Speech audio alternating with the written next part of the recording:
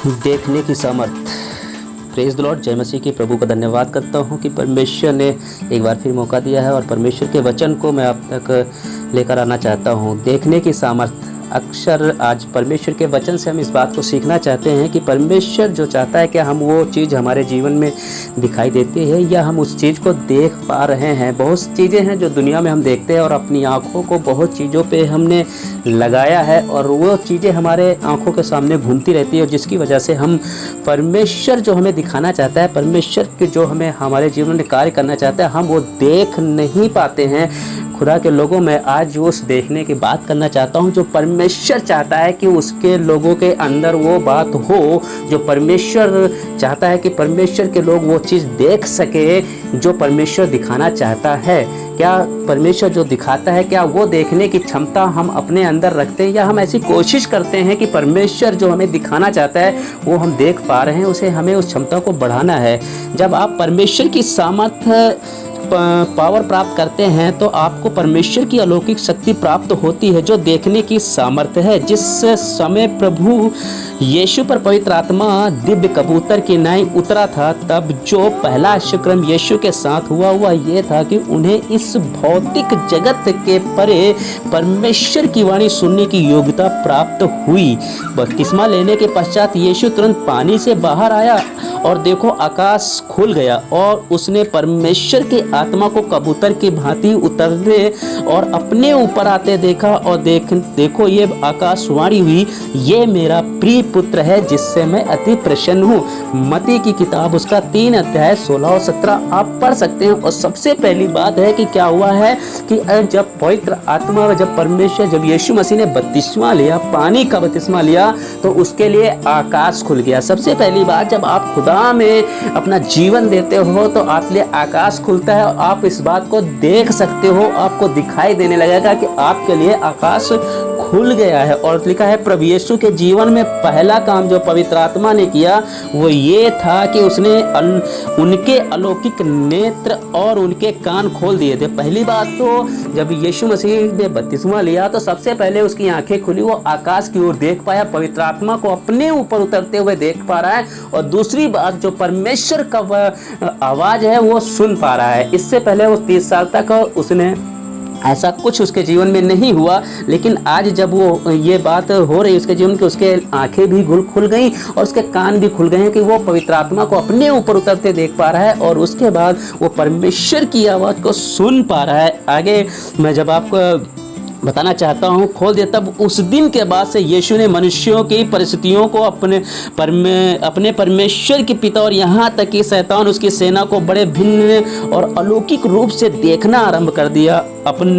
उसने अपने आप को उनके भरोसे पर नहीं छोड़ा क्योंकि वह सबको जानता था। तो इस बात की आवश्यकता नहीं थी कि कोई व्यक्ति किसी मनुष्य के संबंध में साक्षी दे, क्योंकि वह स्वयं जानता था कि मनुष्य के मन में क्या होता है। मनुष्य के मन में क्या होता है ये मनुष्य ही जान सकता है और एक दूसरे से हम उसका भेद नहीं जान सकते, लेकिन परमेश्वर है जो आपके मन में क्या चलता है वो भी जानता है। और परमेश्वर कहता है जब इसको ये शक्ति से प्राप्त हुई तब यीशु मसीह को दिखाई देने लगा कि कौन दुख में है, कौन परेशानी में है, कौन की परिस्थितियां खराब हैं, किसके जीवन में कुछ प्रॉब्लम है, उसे दिखाई देने लगा। और जब वो दिखाई देने लगा तो पवित्र आत्मा की सामर्थ के द्वारा भी, पवित्र आत्मा के अभिषेक के द्वारा और परमेश्वर की सामर्थ के द्वारा उसने उसके अंदर अब एक तरस खाने की एक आत्मा आ गई, क्योंकि अब ये दूसरे की परेशानियों को देख पा रहा था। अभी तक इसने शायद परेशानियों को नहीं देखा था, लेकिन जब पवित्र आत्मा इस पर आया और परमेश्वर का वचन इस पर नाजिल हुआ तब क्या हुआ, यहाँ पर ये बात हुई कि परमेश्वर का वचन, परमेश्वर की वाणी जब इसने सुना तो इसके आंख भी खुली और इसके कान भी खुले। अब ये दूसरे की परेशानियों को देख पा रहा है, दूसरे की मुसीबत को देख पा रहा है। जब तक आप किसी की परेशानी को देख नहीं रहे हैं, जिसके जब तक शायद आपकी निगाहों के सामने, आपके सामने है कोई प्रॉब्लम, कोई दिक्कत, कोई परेशानी में है, लेकिन उसकी परेशानी आपको दिखाई नहीं दे रही है, इसका मतलब है कि आपका मसीही जीवन सही जीवन नहीं है। जब मसीही जीवन सही होगा तो आप दूसरे की परेशानियों को देख सकते हैं।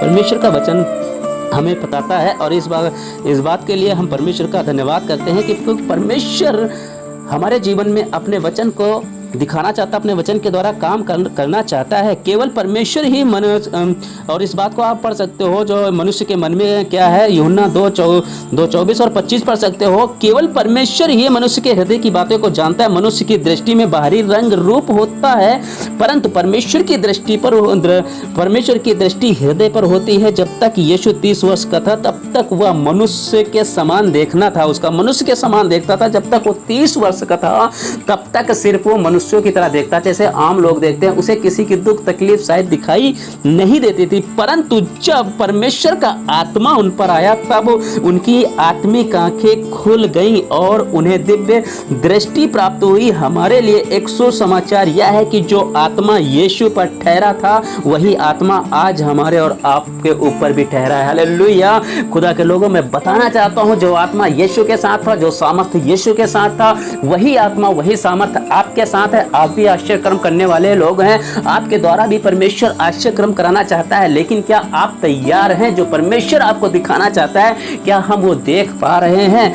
आज आप भी संसारिक बाधाओं से परे देख सकते हैं। जो पावर यीशु में थी वही पावर आज आप में भी है। इसलिए आप सचमुच यीशु के समान बन सकते हैं, यीशु के समान दिखाई दे सकते हैं, यीशु के समान काम कर सकते हैं। परमेश्वर आपके द्वारा काम करता है। आपका उद्धार यीशु आपके लिए आदर्श छोड़ गया है ताकि आप उसके पद चिन्हों पर चल सकें। पहला पतरस और 2:21 आप पढ़ सकते हैं। अपने में वही स्वभाव रखो जो मसीह यीशु में था, जिसने परमेश्वर के स्वरूप में होते हुए भी परमेश्वर के समान होने को अपने अधिकार में रखने की वस्तु ना समझा। उसने अपने आप को ऐसा शून्य कर दिया कि दास का स्वरूप धारण कर मनुष्य की समानता में हो गया। फिलिपियों 2:6-7 में आप इस वचन को पढ़ सकते हो। आपके लिए ये बात बिल्कुल संभव है कि आप अपने यीशु के समान बन सके। यह अनहोनी नहीं है। पवित्र आत्मा आपके साथ है ताकि आपको परमेश्वर की गहराई दिखा सके। पर जैसा लिखा है, जिन बातों को आंख ने नहीं देखा और कान ने ना सुना और जो मनुष्य के हृदय में ना समाई,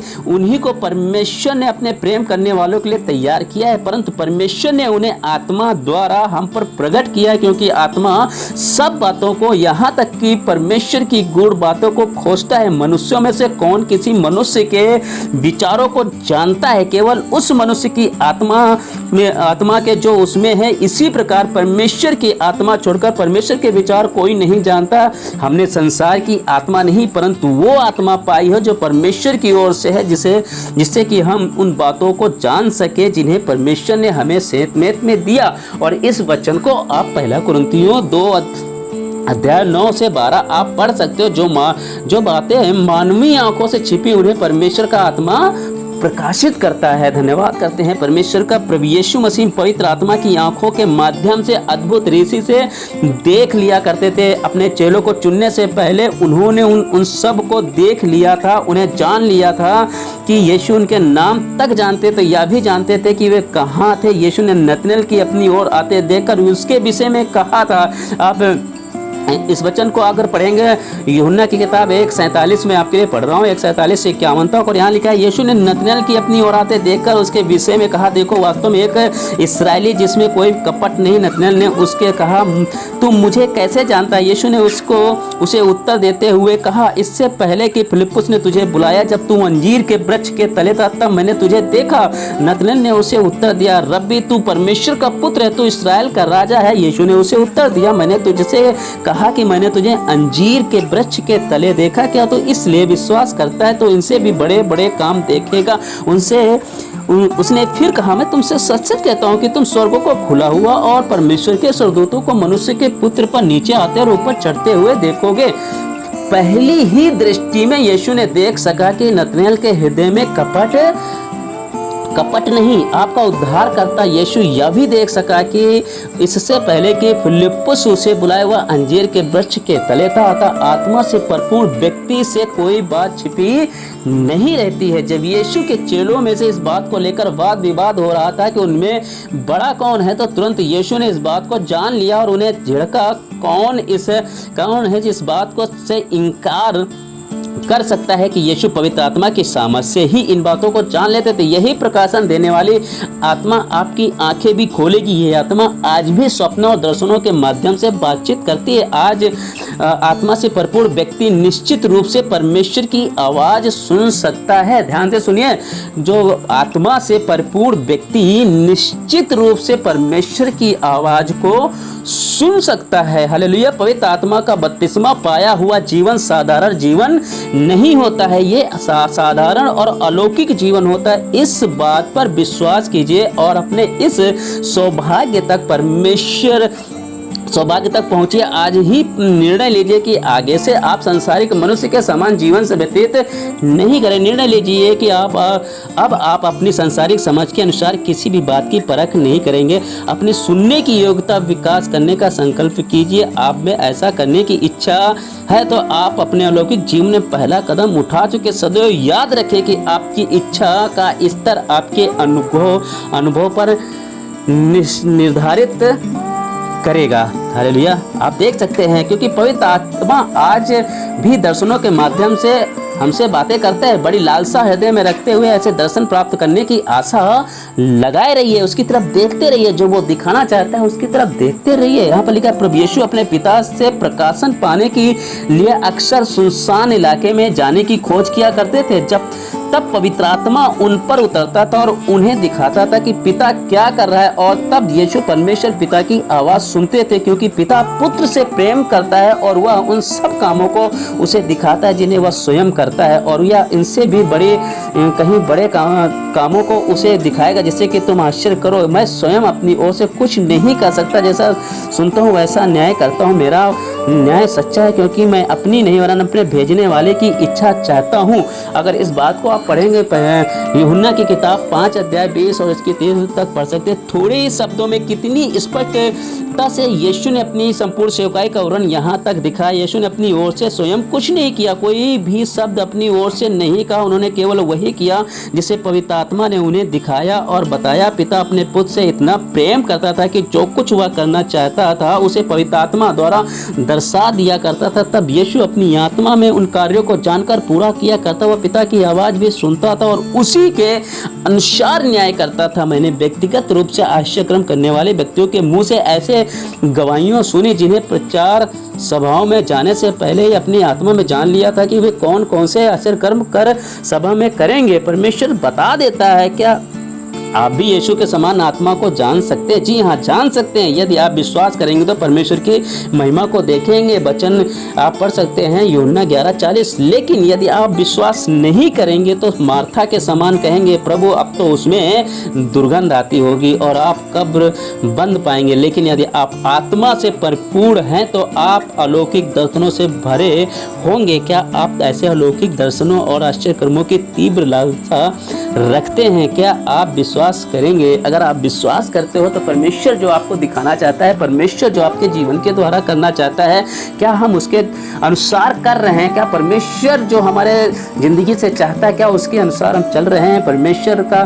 सामर्थ्य जो आपको दिखाना चाहता है, क्योंकि परमेश्वर का जब सामर्थ्य आएगा तब आपको किसी की दुख, मुसीबत, परेशानी हर चीज दिखाई देगी। अगर आप इतने दिनों से मसीह होने के बाद भी आप सिर्फ अपनी परेशानी दिखाई देती है, अपनी दिक्कतें दिखाई देती है, अपनी मुसीबत दिखाई देती है और किसी और की मुसीबत दिखाई नहीं देती है, तो इसका मतलब है कि आपका मसीही जीवन सही जीवन नहीं है। हालेलुया। परमेश्वर चाहता है कि आपके जीवन में परमेश्वर का सामर्थ्य हो। हालेलुया। परमेश्वर की हुजूरी का सामर्थ्य हो, परमेश्वर की भरपूरी का सामर्थ्य हो, और परमेश्वर आपके द्वारा आपके जीवन में काम करना चाहता है। इसलिए परमेश्वर का धन्यवाद करिए और इन वचनों को मनन करिए। और हम चलिए छोटी सी प्रार्थना करते हैं। Thank you Jesus. खुदा हम तेरा धन्यवाद करते हैं कि तूने हमारी मदद की परमेश्वर, और इस वचन को बांटने की हिम्मत दी परमेश्वर। जो लोगों ने वचन को सुना परमेश्वर और इस वचन को ग्रहण करें, और परमेश्वर तेरे अनुसार खुदावंद जो तू दिखाना चाहता वो देखने की उनके अंदर वो क्षमता है परमेश्वर। और प्रभु देख कर तेरे राज्य में आगे बढ़े और तेरी मर्जी को पूरा करे। खुदावंद आपके हाथों में सौंपते हैं, धन्यवाद करते हैं। इस प्रार्थना को खुदावंद यीशु मसीह के नाम में मांगते हैं। आगे हम देखने के विषय में और लोगों के विषय में बात करेंगे अगले एपिसोड में। कृपया हमारे साथ बने रहिए। प्रभु का धन्यवाद करिए। खुदा आपको आशीष दे। God bless you.